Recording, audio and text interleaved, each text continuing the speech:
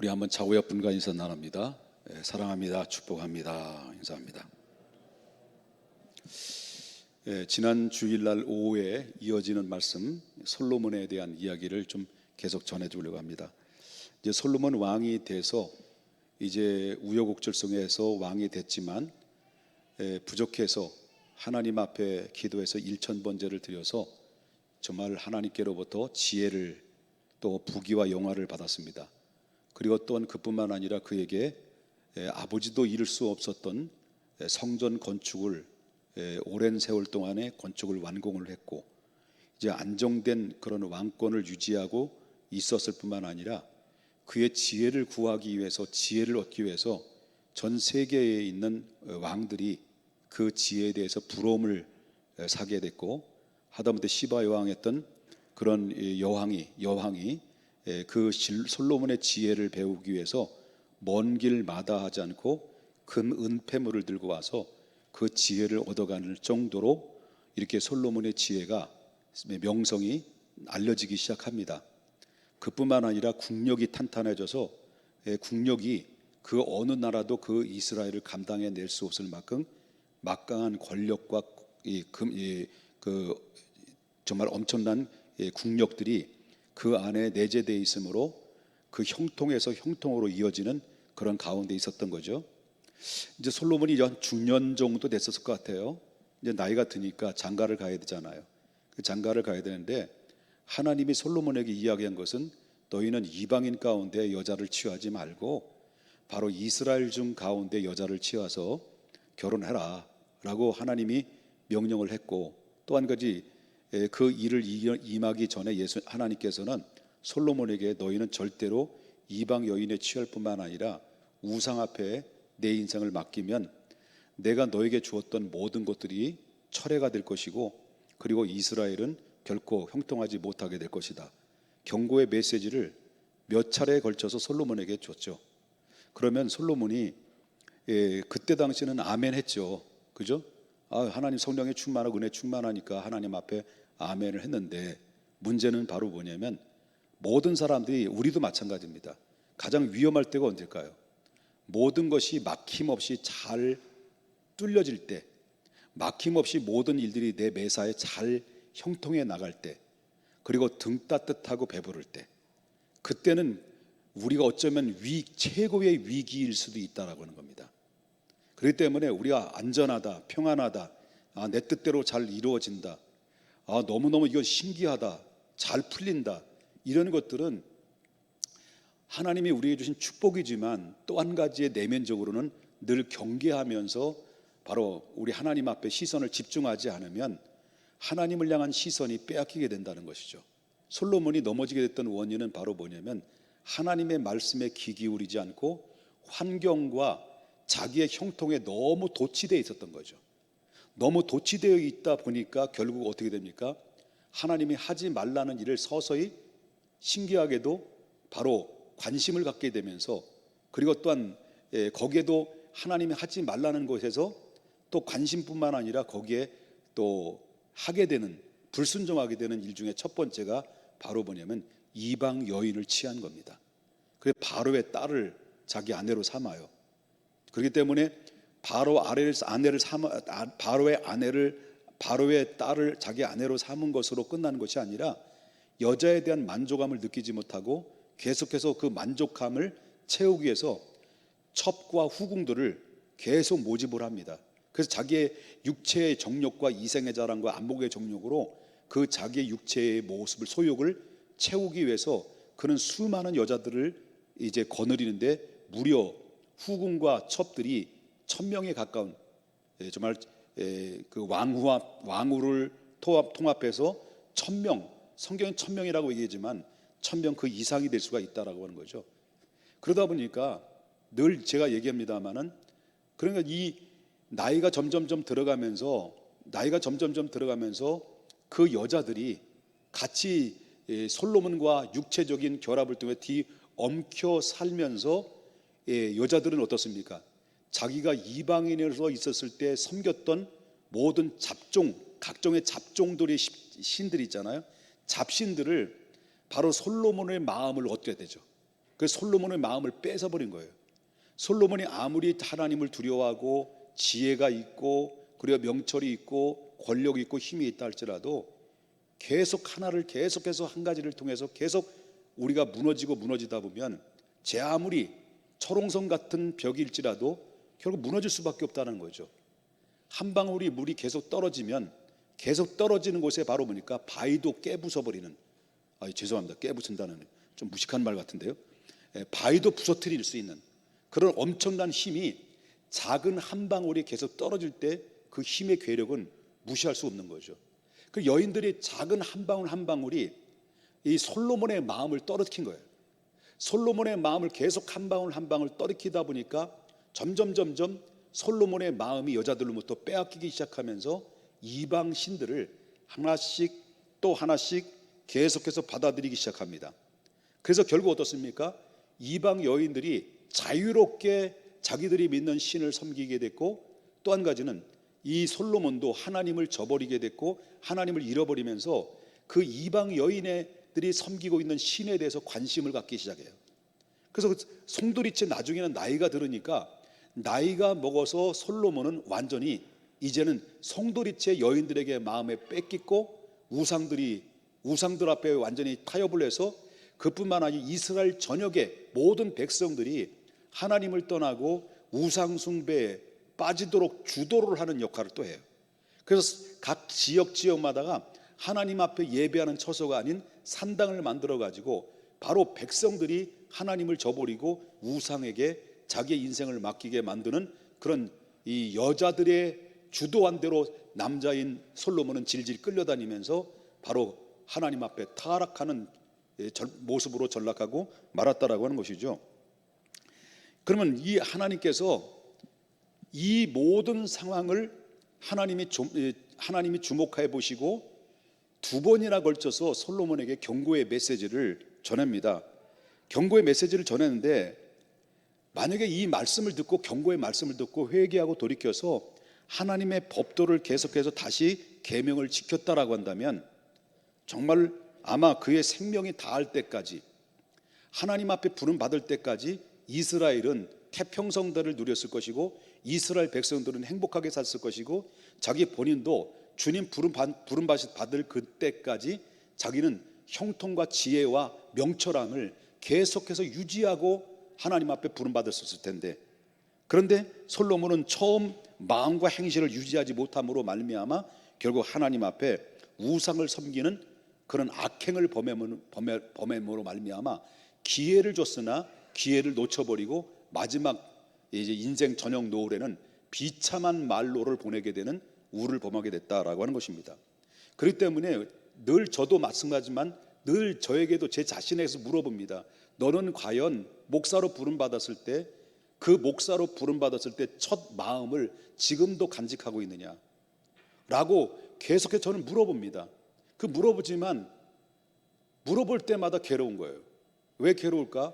처음에 내가 주님 앞에 부름받았을 때 그때 뜨거움과 그때 감정과 그때 주님에 대한 사명을, 그 사명감을 내가 계속 유지하고 있었으면 얼마나 좋겠습니까마는 세월이 묻히다 보니까 10년이 되고 20년이 되고 목사가 되고 목사 인생을 30년이 넘도록 해오면서 점점 가면 갈수록 똑같은 일들을 반복해서 하다 보니까 마치 바로 발등에 굳은 살이 박힌 것처럼 정말로 어떤 때는 내 심령이 무뎌져 가는 것을 볼 때마다 두렵지 않을 수가 없다라는 거죠.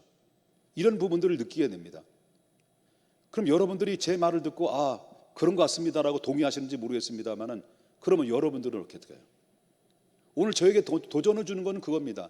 여기 김 목사가 도전받은 것처럼 솔로몬에게 하나님께서 여러 번 기회를 줬으나 그 기회를 무시하고 계속 여자들의 말에 기울이고 마음을 뺏기다 보니까 마치 그 마음판이 발바닥에 굳은 살이 박힌 것처럼 완전히 굳어버려서 찔러도 아무런 반응을 보이지 않은 영적인 무감각한 상태 속에서 빠져버린 이 솔로몬의 모습은 오늘 현대를 살아가는 저의 모습일 수도 있고 여러분의 모습일 수도 있지 않겠는가라고 그런 것입니다. 기분이 별로 안 좋네요. 그렇게 그 결과로 어떻습니까? 그 솔로몬은 계속해서 반복적으로 성령의 방망이로 그 심령을 두들기는데도 불구하고 솔로몬은 아무런 하나님을 향해 아무런 반응을 보이지 않는 거예요. 회개하고 돌이키거나 이런 모습들이 없는 거예요. 그 결과로 하나님께서 정말 높이 찬사를 표현했던 사람들 대신 어떤 일이 벌어집니까? 그를 미워하고 대적하는 적대자를 일으켜서서 솔로몬을 치게 만들었습니다. 하나님 앞에 잘못 살아가니까, 하나님 앞에 죄를 범하니까, 하나님께 돌이키지 않으니까 그 마음이 굳은 살이 박힌 것처럼 그 마음에 찔러도 아무런 반응이 보이지 않는 무감각한 상태 속에 빠져들어가 있으니까 결국 하나님께서는 바로 사람들을 대적자로 삼아가지고 솔로몬을 치게 만들었던 그런 모습을 성경에서 발견하는데, 그 말씀이 서두가 저와 여러분이 함께 읽었던 말씀 그 앞에 보면 14절에서 언급을 하고 있다라고 하는 것입니다. 한번 14절을 다 같이 보겠습니다. 14절. 자, 여호와께서 어떤 사람이라고 그러죠? 에돔 사람 하닷을 일으켜 솔로몬의 대적이 되게 하시니, 이 솔로몬의 대적자가 누가 된 거예요? 에돔 사람 하닷이 솔로몬을 대적하게 된 거예요. 그런데 솔로몬을 대적하게 되는데 솔로몬이 말을 안 들으니까, 회개하지 않으니까, 돌이키지 않으니까 하나님이 누구를 세운 거예요? 바로 하닷이라는 사람을 일으켜서 솔로몬을 치게 만드는 거예요. 대적하게 만들었다. 이것이 바로 오늘 14절에서 언급하고 있다라는 것이죠. 그렇지만 이런 시련의 결과는 누가 자처한 거예요? 솔로몬이 자처한 거예요? 하나님이 하시는 거예요? 솔로몬이 자처한 것이다라고 하는 겁니다. 자, 여러분 물어보겠습니다. 하나님은 사랑의 하나님이시라는 거 믿으시나요? 하나님은 은혜의 하나님이시라는 거 믿으시나요? 하나님이 인내의 하나님이라는 것을 믿으시나요? 하나님은 오랫동안 참고 기다리시고 인내하신 하나님이다. 그렇기 때문에 하나님의 입장에서 볼 때는 이 세상을 쓸어버려도 벌도 1000번 만번을 쓸어버릴 만큼 이 세상은 타락했을까 안 타락했을까요? 타락했어요 지금. 그러나 지금도 하나님은 벌써 이 세상을 쓸어버려도 벌써 쓸어버릴 수 있는 상황인데도 불구하고 왜 이 세상에 아무런 일도 벌어지지 않고 계속해서 이 세상은 평정함을 유지하고 있는 이유가 뭡니까? 아직까지도 하나님 앞에 택함 받은 백성들이 돌아오지 않는 이방인의 수가 있기 때문에 그렇다는 거예요. 이방인의 수가 돌아오기까지 계속해서 하나님은 인내를 하시고 또 은혜를 베풀어 주시는데, 하나님의 인내와 은혜는 영원토록 은혜와 인내를 베풀어 주는 게 아니다라는 거죠. 다시 말한다고 한다면 우리 믿음의 사람들이 아무리 솔로몬 같은 지혜를 공급하고 하나님의 은혜를 덧입고 형통한 사람일지라도 계속해서 하나님의 경고의 메시지를 전했는데도 불구하고 하나님 앞에 돌아오지 않고 회개하고 돌이키지 않으면 반복적인 그런 경고의 메시지가 계속 쏟아붓다가 결국 하나님 어떻게 일을 하시느냐 할 때 하나님은 징계를 내려주시는 겁니다. 그 징계 도구를 하나님이 누구를 동고로 사용했을까요? 솔로몬은 적대 세력들을 살펴보면 특이한 점이 있습니다. 솔로몬 적대 세력들이 특이한 점이 바로 뭐냐면 그것은 바로 대적자 하닷과 르손이라는 사람, 이 자손이죠. 이 사람들을 통해서 솔로몬을 대적하게 만들었어요. 이게 누가 하신 거예요? 하나님이 이방 민족의 자손을 통해서 솔로몬이 잘못된 삶을 살아가니까 쳐버린 거예요. 솔로몬을. 이게 도구로 사용했다라는 거죠. 그러면 이 사람들이 다윗 시대 때 이 하닷과 르손이 다윗 시대 때부터 이스라엘을 잔류했던 사람들이죠. 근데 하나님의 명령은 이방인을 쳐 죽이라 라고 했는데 그 명령을 어기고 이 사람들을 남겨놓은 거예요. 다시 말한다면 바로 징계의 불씨를 남겨놓은 거죠. 남겨놓은 거예요. 멸망시키지 않았습니다. 그렇지만 순종하지 않고 남겨뒀던 그들이 지금은 어떻습니까? 이스라엘을 징계하는 도구로 완전히 바뀌어졌다는 거예요. 이게 그러니까 우리가 꼭 기억해야 될 것이 바로 뭐냐, 때때로 하나님이 우리를 잘못된 길을 가고 우리가 깨닫지 못하고 돌이키지 않을 때 하나님의 징계의 도구를 사용하실 때 우리가 알지 못하는 사이에 하나님께서는 일을 하시는데, 평소에 우리가 못마땅하게 하던 사람이나 싫어하는 사람 있잖아요. 별로 관계가 좋지 않고 못마땅한 사람들, 이런 사람들을 더 유발시켜서 더 이 사람들을 세워서 우리의 심령을 우리를 더욱더 격동을 시킨다는 거예요. 그렇기 때문에 여기서 하닷과 르손이라는 사람들은 뭡니까?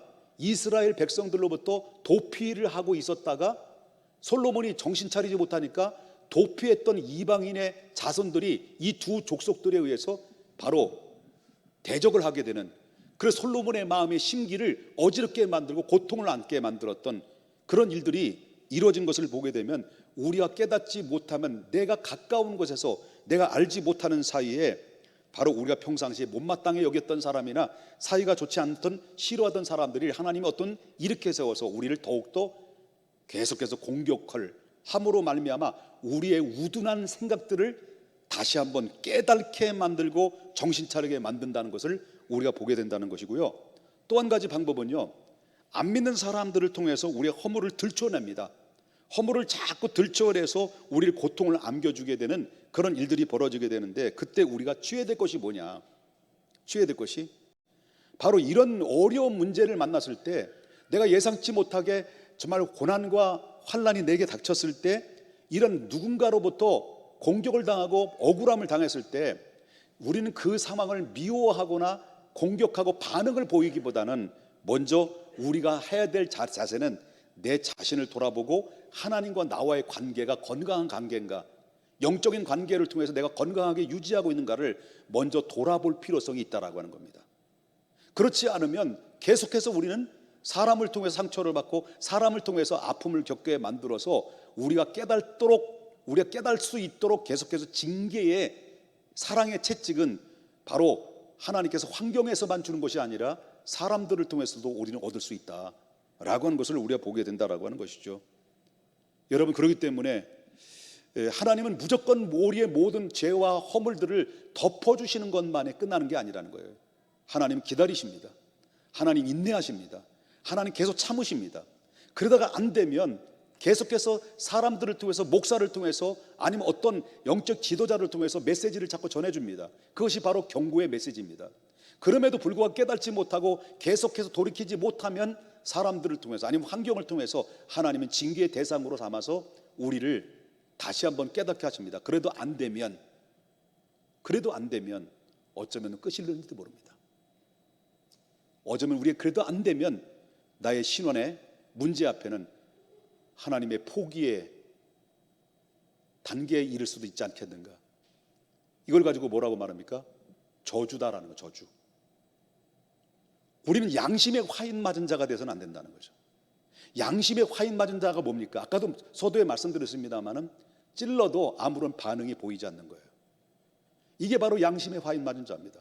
가장 두려워해야 될 것이 바로 뭐냐면, 여기 김 목사도 물론 마찬가지고 저와 여러분도 마찬가지라, 바로 우리가 아무리 찔러도 반응이 보이지 않고 느낌이 없고 감각이 없는 것, 영적인 무감각한, 무기력한 이런 모습들은 정말 우리가 이런 모습들 앞에 두려워해야 되고, 이런 모습이 자꾸 내 안에서 찾아올 때마다 우리는 하나님 앞에 엎드려서 금식을 하든지 하나님 앞에 새벽 작정 기도를 하든지 아니면 말씀을 다시 한번 깊이 묵상을 하든지, 그리고 하나님 내 자신을 돌아보면서 빨리 자기 자리로 돌아오지 않으면 더 이상 돌아올 수 있는 기회를 상실할 수도 있다라고 하는 무서운 경고의 메시지가 오늘 제가 일부러 전하는 것이 아니라 솔로몬을 통해서 우리 함께 경고의 말씀을 듣자라고 하는 것입니다.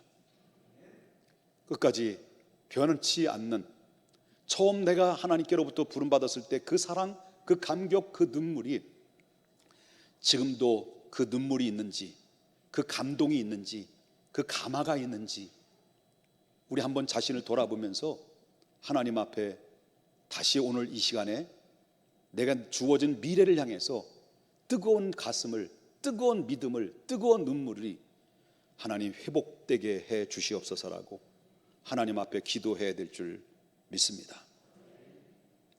우리 한번 찬양한 것